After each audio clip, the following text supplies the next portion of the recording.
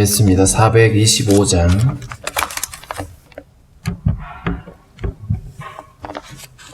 (425장입니다)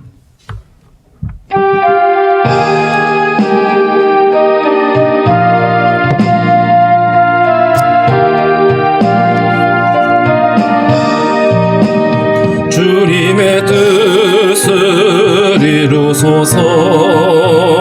고요한 중에 기다리니 진흙과 같은 날 비주사 주님의 형상 만드소서. 주님의 뜻을 이루소서. 주님 발 앞에 엎드리니 나의 맘속을 살피시사 눈보다 희게 하옵소서. 주님의 뜻을 이루소서. 병들어 몸이 피곤할 때 권능의 손을 내게 펴사 강건케 하여 주옵소서. 주님의 뜻을 이루소서. 온전히 나를 주장하사 주님과 함께 동행함을 만민이 알게 하옵소서. 아멘. 기도하겠습니다. 하나님 아버지 감사합니다. 오늘도 우리에게 새날을 허락해 주시고 주님 앞에 엎드려 기도하게 하신 하나님, 우리 찬양의 가사처럼 오늘 한 날도 우리에게 말씀하여 주시고 우리가 마땅히 순종할 바를 깨닫게 하시며 주님과 동행하며 살아갈 수 있도록 믿음 주시기를 원하고 기도합니다.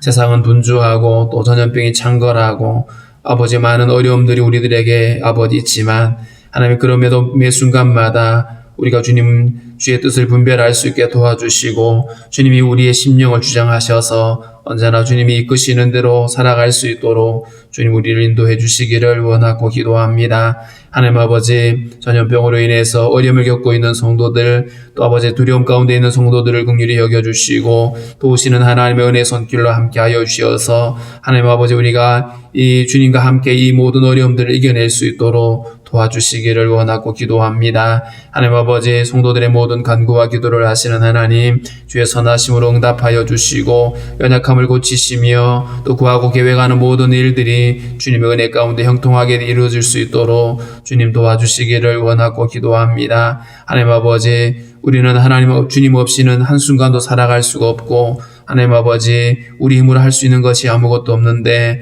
주님께서 늘 우리와 함께 하여 주셔서 우리를 선한 길로 이끌어 주시고 주장하여 주시기를 원하고 기도합니다. 어려움 가운데 있는 이 나라 민족을 긍휼히 여겨 주시고 지도자들이 정직히 행할 수 있게 도와주시기를 원합니다. 하나님을 대적하는 모든 악한 시도들이 멈춰질 수 있게 도와주시고 하나님 아버지, 주님을 두려워하는 민족으로, 하나님을 경외하는 민족으로 일어설 수 있도록 주여 인도하여 주옵소서. 아버지, 이 일에 특별히 한국교회가 끼어있게 도와주시고 다시 한번 진리의 말씀 가운데 견고히 설 수 있도록 주님이여 인도해 주시기를 원합니다. 주님, 오늘도 우리에게 주신 말씀을 통하여 다시 한번 하나님 우리 자신을 돌아볼 수 있게 도와주시고 이 말씀 의지하여 다시 한번 우리가 믿음으로 함께 일어설 수 있도록 주께서 함께하여 주옵소서. 오늘도 우리 성도들 모든 아버지 삶과 우리 또 나라에 부름받은 형제들 동일하게 지켜주시고 함께하여 주옵소서. 예수님의 이름으로 기도하옵나이다. 아멘. 384장 찬양합니다. 384장.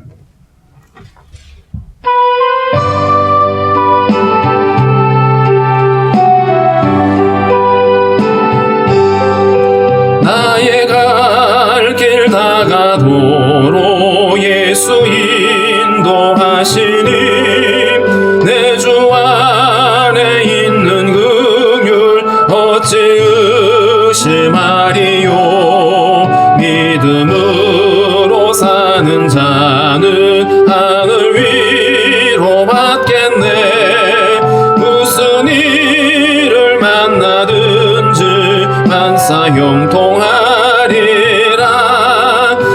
무슨 일을 만나든지 만사형통하리라. 나의 갈 길 다가도록 예수 인도하시니 어려운 일 당한 때도 족한 은혜 주시네. 나는 심히 고단하고 영혼 매우 가라나. 나의 앞에 반석에서 샘물 나게 하시네. 나의 앞에 반석에서 샘물 나게 하시네. 나의 갈 길 다가도록 예수 인도하시니 그의 사랑 어찌 큰지 말로 할 수 없도다. 성령 감화 받은 영혼 하늘 날아갈 때에 영영 부를 나의 찬송 예수 인도하셨네. 영영 부를 나의 찬송 예수 인도하셨네.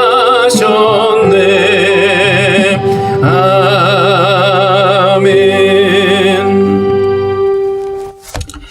로마서 1장 8절부터 17절까지 함께 읽겠습니다. 로마서 1장 8절부터 17절입니다. 먼저 내가 예수 그리스도로 말미암아 너희 모든 사람에 관하여 내 하나님께 감사함은 너희 믿음이 온 세상에 전파됨이로다. 내가 그의 아들의 복음 안에서 내 심령으로 섬기는 하나님이 나의 증인이 되시거니와 항상 내 기도에 쉬지 않고 너희를 말하며 어떻게 하든지 이제 하나님의 뜻 안에서 너희에게로 나아갈 좋은 길 얻기를 구하노라. 내가 너희 보기를 간절히 원하는 것은 어떤 신령한 은사를 너희에게 나누어 주어 너희를 견고하게 하려 함이니 이는 곧 내가 너희 가운데서 너희와 나의 믿음으로 말미암아 피차 아니함을 얻으려 함이라. 형제들아, 내가 여러 번 너희에게 가고자 한 것을 너희가 모르기를 원하지 아니하노니 이는 너희 중에서도 다른 이방인 중에서와 같이 열매를 맺게 하려 함이로되 지금까지 길이 막혔도다. 헬라인이나 야만인이나 지혜 있는 자나 어리석은 자에게 다 내가 빚진 자라. 그러므로 나는 할 수 있는 대로 로마에 있는 너희에게도 복음 전하기를 원하노라. 내가 복음을 부끄러워하지 아니하노니 이 복음은 모든 믿는 자에게 구원을 주시는 하나님의 능력이 됨이라. 먼저는 유대인에게요 그리고 헬라인에게로다. 복음에는 하나님의 의가 나타나서 믿음으로 믿음에 이르게 하나니 기록된 바 오직 의인은 믿음으로 말미암아 살리라 함과 같으니라.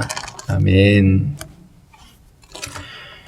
바울이 로마 교회에 편지하면서 어제 보았던 것은 인사말이고요. 이제 오늘 본문에는 이 편지를 쓰게 되는 동기를 말하고 있습니다. 먼저 내가 예수 그리스도로 말미암아 너희 모든 사람에 관하여 내 하나님께 감사함은 너희 믿음이 온 세상에 전파됨이로다. 로마의 교회가 세워졌고 그 교회 안에 있는 많은 성도들의 열심에 대해서 소문을 들은 이 바울이죠. 특별히 그 아굴라와 브리스길라라고 하는 사람을 통해서 로마 교회에 대해서 더 많이 알아들었을 겁니다. 이 로마 교회에 대한 소문, 교회에 있는 그 열심이라든가 그들의 믿음에 대한 소문을 듣고 감사했다 이렇게 표현하고 있습니다. 바울의 감사가 로마 교회의 부흥과 관련되어 있죠. 자, 그렇다면 로마 교회가 부흥하는데 왜 바울이 감사하느냐? 사실 우리는 이 바울의 감사를 잊고 있죠. 다른 지역에 있는 교회가, 우리와 다른 교단의 어떤 교회가 부흥하고 성장하는 것에 대해서 우리가 하나님께 감사하고 그러지 않잖아요.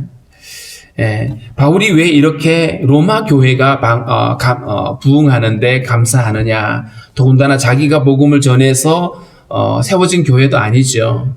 어떻게 보면 자기와 무관한 교회인데 감사했던 것은 적어도 이들에게는 교회는 하나라고 하는 그런 어떤 가치가 있죠. 그래서 로마에 세워졌든 아니면 이쪽 예루살렘에 있든지 아니면 누가 세웠던 관계없이 모든 교회는 그리스도 안에서 한 몸이라고 하는 사실과, 그리고 이 복음이 모든 민족에게 전해지는 모든 과정 속에 다양한 사람들을 통해서 또 다양한 민족을 통해서 복음이 전해질 텐데, 궁극적으로 이것들이 하나이고 하나님의 일이라는 것을 가지고 있는 겁니다. 이 관점을 가지고 있어야 되고요. 사실 우리에게도 회복이 되어져야 될 문제입니다. 그래서 우리 교회, 내 교회뿐만 아니라 모든 교회가 부흥하고 모든 교회가 이렇게 확장하는 일에 대해서 우리는 감사할 수가 있어야 된다. 로마 교회의 소문을 듣고 그들의 믿음과 열심에 대하여 감사하고 있는 이 바울의 감사를 우리가 주목해야 할 것이고요. 그 다음에 9절에 보면 내가 그의 아들의 복음 안에서 내 심령으로 섬기는 하나님이 나의 증인이 되시거니와, 여기서 하나님을 증인으로 삼고 있습니다. 많은 사람들이 습관적으로 신의 이름으로 맹세하기도 하고 그러죠. 그런데 오늘 바울은 그냥 그렇게 습관적으로 부르는 신의 이름이 아니라 아들의 복음 안에서 내 심령으로 섬기는 하나님이라고 표현했어요.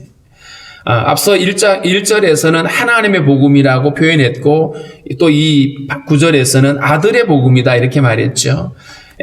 하나님의 복음이 아들에 관하여, 그리고 아들을 통해서 우리에게 완성되어졌음을 앞에서 설명을 했던 것처럼, 이 예수 그리스도의 복음, 그 복음 안에서 내 심령으로 섬기는 하나님, 하나님을 섬김에 있어서 어떤 성전이나 회당에 나아가서 어떤 의식적으로 하는 그런 신이 아니고 심령으로 섬긴다. 여기서 우리는 하나님을 섬기는 것이 어떤 장소나 어떤 특별한 의식으로 드리는 어떤 것이 아니라 우리의 중심에 주님이 계시고 그 중심에서 주님을 예배하는, 그러면 우리의 예배가 어떤 장소나 형식에 묶이지 아니하고 우리의 삶의 예배가 가능한 것이죠. 그래서 내 심령으로 섬기는 하나님이다 이렇게 표현했습니다. 자, 그런데 왜 바울은 하나님을 증인으로 삼아서 이렇게 거창하게 얘기를 하느냐?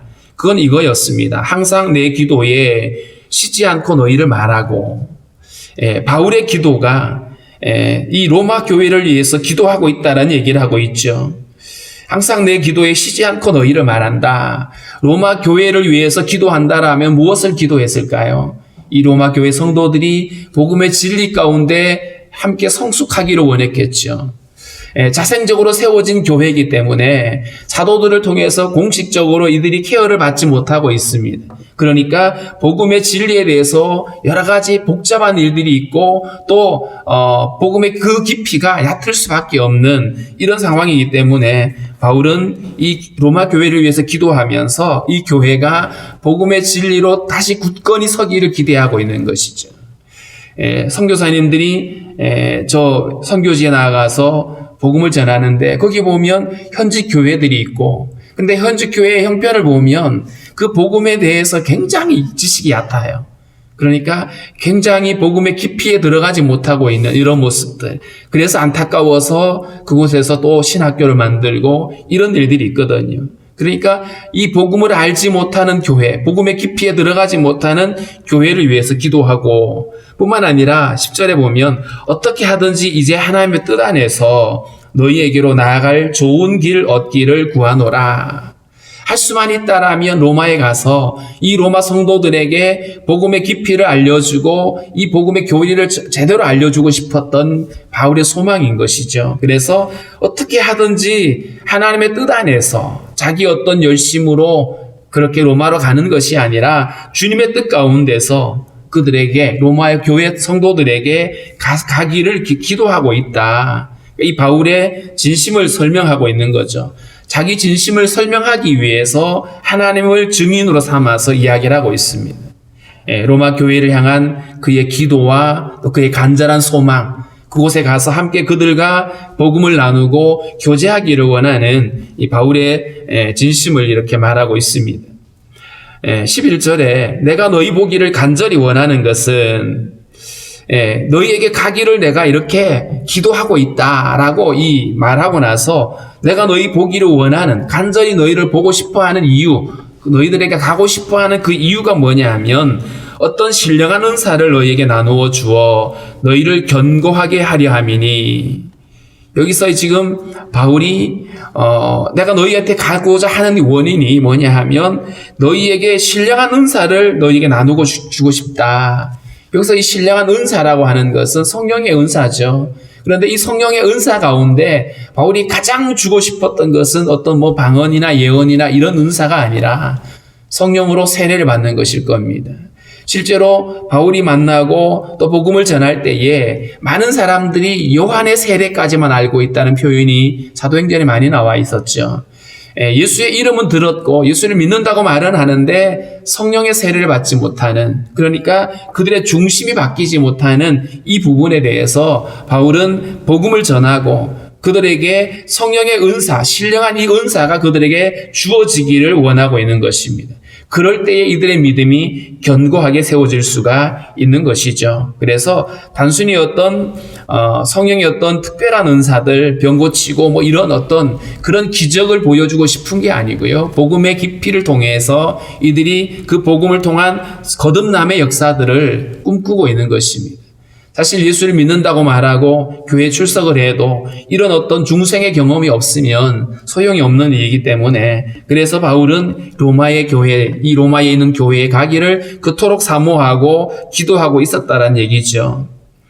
이 신령한 은사를 나누어 주는 것, 그리고 그들을 견고하게 하는 것은 사실은 바울의 몫이 아닙니다. 바울이 할 수 있는 것은 복음을 전하는 거고요.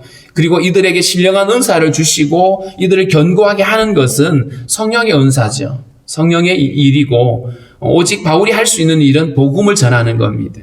우리도 마찬가지입니다. 누군가에게 우리가 전도한다고 할 때, 복음을 전한다고 할 때에 우리의 역할은 복음을 전하는 것이지 그 사람을 거듭나게 하고 그 사람을 변화시키는 것은 우리 몫이 아니에요. 성령이 하시는 일이죠. 그렇기 때문에 우리는 누군가에게 복음을 전할 때에 저 사람이 내 말을 듣고 돌아오지 않을까 봐 실망하거나 이럴 이유가 없습니다. 우리의 역할은 전하는 거예요. 그리고 나머지 거두게 하시는 것, 그리고 그들이 돌아오게 하는 것들은 주님이 하실 일이고 복음의 능력임을 우리는 기억해야 됩니다. 그 다음에 12절에 이는 곧 내가 너희 가운데서 너희와 나의 믿음으로 말미암아 피차 아니함을 얻으려 함이라.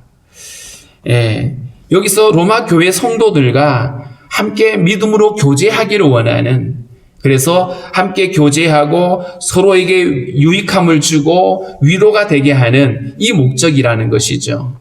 실제로 많은 성도들이 신앙생활하고 있으면서 어려움을 겪고 있고, 특별히 기독교인들이 유대교와의 어떤 마찰과 이런 것들 때문에 힘겨워하고 있는 이런 상황에서 오늘 이 바울이 복음을 통해서 이들을 믿음으로 다시 견고하게 세우고 서로가 위로가 되고 그러면서 더 담대해질 수 있는 이런 어떤 성도의 교제의 유익함을 지금 계획하고 있는 것입니다.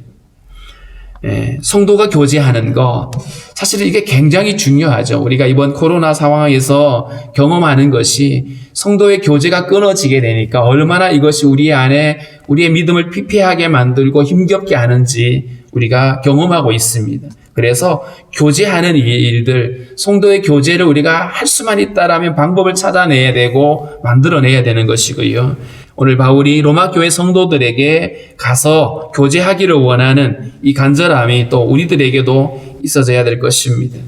13절에 형제들아 내가 여러 번 너희에게 가고자 한 것을 너희가 모르기를 원하지 아니하노니 이는 너희 중에서도 다른 이방인 중에서와 같이 열매를 맺게 하려 함이로되 지금까지 길이 막혔도다.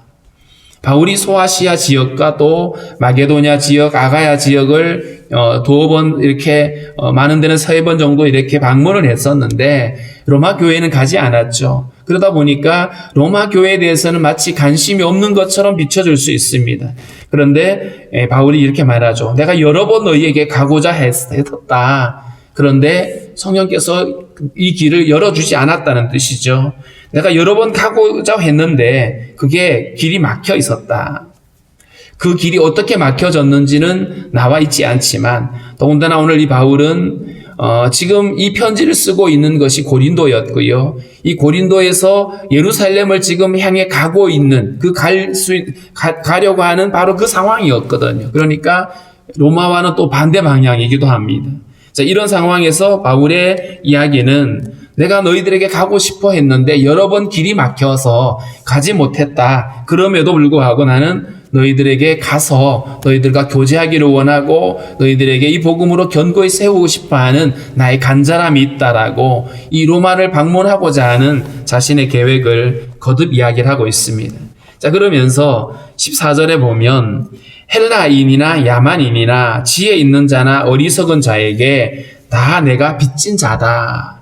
여기서 헬라인은 헬라어를 쓰고 있는 민족들인데 대체적으로 로마가 지금 지배하고 있는 지역들입니다. 이들을 헬라인, 보통 유대인이나 헬라인이라고 말할 때에는 유대인이 아닌 모든 이방인들을 지칭하는데 오늘 본문에서는 헬라인하고 야만인을 나누어 놨어요. 여기서 말하는 야만인은 로마인이 아닌 로마 제국 밖에 있는 다른 민족을 지칭하는 말입니다. 그리고 지혜 있는 자나 어리석은 자에게 그 사람이 똑똑하든 그렇지 않든 특별히 로마라고 하는 세계를 지배하고 있는 이 로마 제국의 중심부에 있는 사람들, 거기 얼마나 지혜자가 많고 철학자들이 많겠어요. 그런데 나는 그런 사람들이나 혹은 어리석은 사람에게 다 내가 빚진 자다. 왜 바울은 자신을 빚진 자라고 표현했을까요? 빚을 졌다라고 하는 것은 누군가에게 줘야 될 것을 주지 않은 거잖아요. 이 말은 결국 바울은 복음에 대해서 복음을 하나님께서 내게 맡겨주셨는데 이 맡겨주신 복음은 내가 가지고 누리라고 주신 것이 아니라 이것을 누군가에게 전하고 나눠주라고 맡겨주신 건데 그 전하는 대상이 헬라인이나 야만인이나 지혜 있는 자나 그리고 어리석은 자에게, 그러니까 모든 사람들에게 이 복음이 전해져야 되고 나는 그 복음을 전하는 사명을 받은 자인데 그렇기 때문에 나는 아직 그들에게 복음을 전하지 못한 빚이 남아있다, 이런 뜻이죠. 굉장히 이 복음에 대한 열정을 가지고 있고요. 그래서 복음을 전하지 못한 것이 빚을 갚지 못한 것으로 여기고 있는 이 바울의 열심을 볼 수가 있습니다. 그래서 복음을 받아야 될 대상들인데 복음을 아직 듣지 못한 것, 그것은 누구 책임이냐? 복음을 가지고 있는 우리의 책임이라고 말하고 있는 것입니다. 그래서 선교지에 나간 사람들의 어떤 선교사님들의 이야기를 들어보면 복음을 기다리고 있던 사람들이 너무 많다, 이런 표현들을 쓰거든요. 심지어 어떤 분들은 왜 이제 오셨습니까? 라고 하는 사람들이 있을 만큼 우리는 복음에 빚진 자들이다. 더군다나 우리가 누군가에게 복음을 또 들었잖아요. 전해 듣고 그들의 도움을 통해서 우리가 예수를 알게 되고 예수를 믿게 되어졌다라면 우리 또한 이 복음을 우리에게 가두어 놓는 것이 아니라 계속해서 우리는 이웃에게, 가족들에게, 또 여러 민족에게 전할 수가 있어야 됩니다. 복음의 빚진 자다라고 표현했고요. 그 다음에 15절에는 그러므로 나는 할 수 있는 대로 로마에 있는 너희에게도 복음 전하기를 원하노라. 로마에 있는 이 로마 교회 성도들에게도 바울은 빚진 자의 마음을 가지고 있는 거죠. 그래서 할 수만 있다라면 가서 그들에게 복음을 전하고 그들을 진리로 견고하게 세우고자 하는 이 바울의 열망이 있는 것입니다. 할 수 있는 대로 로마에 있는 너희에게 복음 전하고 싶다. 교회를 그들이 믿는다고 말하고 있는 로마 교회를 향한 그의 이야기고요. 이 로마를 향한 그의 이 비전, 포기하지 않고 있죠. 여러 번 길이 막혔다고 해서 아닌가 보다 하고 접어버리는 것이 아니고 계속해서 그 일을 위해서 기도하고 있고 그것을 위해서 하나님께 구하고 있는 그의 모습을 보고요. 그 다음에 16절에 이처럼 바울이 로마에 있는 성도들이 누군지도 사실은 몰라요. 어떤 사람들인도 잘 알지 못합니다. 그런데도 불구하고 로마에 가서 내가 이 복음을 전해야겠다라고 하는 이 확신은 복음에 대한 바울의 이 생각입니다. 16절이 바로 그 얘기인데요. 내가 복음을 부끄러워하지 아니하노니 이 복음은 모든 믿는 자에게 구원을 주시는 하나님의 능력이 됨이라. 먼저는 유대인에게요, 그리고 헬라인에게로다. 복음은 모든 믿는 자에게 구원을 주시는 하나님의 능력이 된다. 믿지 않는 사람들, 복음을 거부하는 사람들에게는 그 십자가의 도가 어리석어 보이고 미련하게 보일 수 있죠. 그런데 믿는 자들에게는 구원을 주시는 하나님의 능력이다.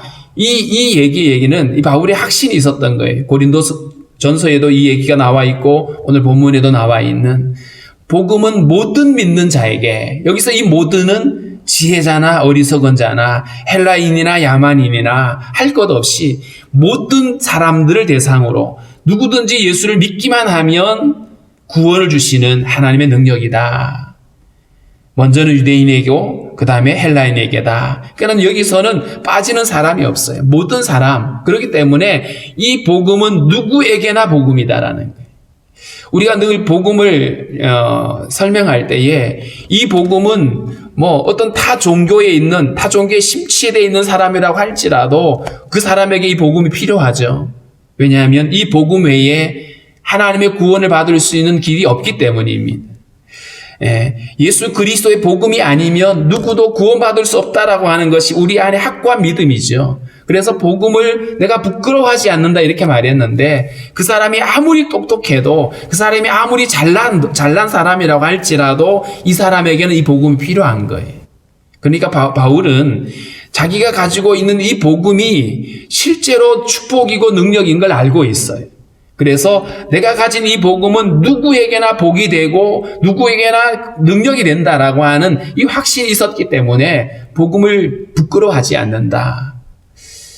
누군가에게 복음을 전할 때에 저 사람이 나보다 월등하게 지혜롭고 더 많은 소유를 가지고 있고 더 많은 어떤 대단한 어떤 그 권력을 가지고 있을 때 그들에게도 기죽지 않고 복음을 전하는 단 한 가지 이유는 이 복음 외에는 달리 구원받을 길이 없기 때문에, 그래서 이 복음에 대한 분명한 확신 때문에 바울은 지체하지 않고 주저하지 않고 그들에게 복음을 전하는 겁니다.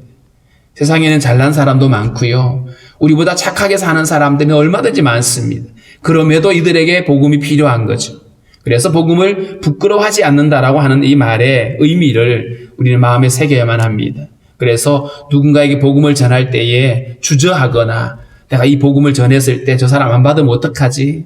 복음을 안 받는 것은 그 사람의 몫이고 또 주님께서 하실 일이지, 복음을 가진 우리들이 이 복음의 능력과 축복을 가지고 사람들한테 설명할 때 우리는 담대하게 이 복이 이 사람에게 복이 되고 이 사람을 살리는 복음이라는 사실을 우리는 기억을 할 수가 있어야 됩니다. 그 다음에 17절에 복음에는 하나님의 의가 나타나서, 여기서 하나님의 의, 사실은 로마서의 핵심 단어라고 말할 수 있습니다.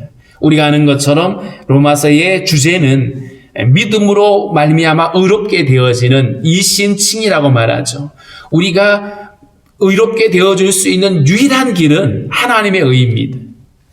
율법의 의가 아니라 내가 뭘 잘하고 노력하고 애써서 내가 취득할 수 있는 그런 율법적 의가 아니고, 우리 어떤 행위로 말미암아서 우리가 의롭게 되어지는 개념이 아니라 하나님의 의인데, 이 하나님의 의는 예수 그리스도를 주님께서 보내주셔서 십자가 지게 하고 거기서 우리의 죄를 사하실 뿐만 아니라 이제 그를 믿는 자들에게 하나님이 의롭다고 인정해주는 바로 이것이거든요. 그래서 우리가 하나님 앞에서 의인이라고 말할 때에는 하나님이 예비하신 이 하나님의 의가 우리를 의롭게 하는 것이죠. 그래서 우리의 열심이나 우리 어떤 경력이나 이런 어떤 대단한 헌신이 우리를 의롭게 하는 것이 결코 아니다. 그래서 복음에는 하나님의 의가 나타나서 이 복음의 능력이죠. 축복이죠. 믿음으로 믿음에 이르게 하나니 기록된 바 오직 의인은 믿음으로 말미암아 살리라 함과 같으니라. 우리가 의로워질 수 있는 이유 오직 믿음입니다.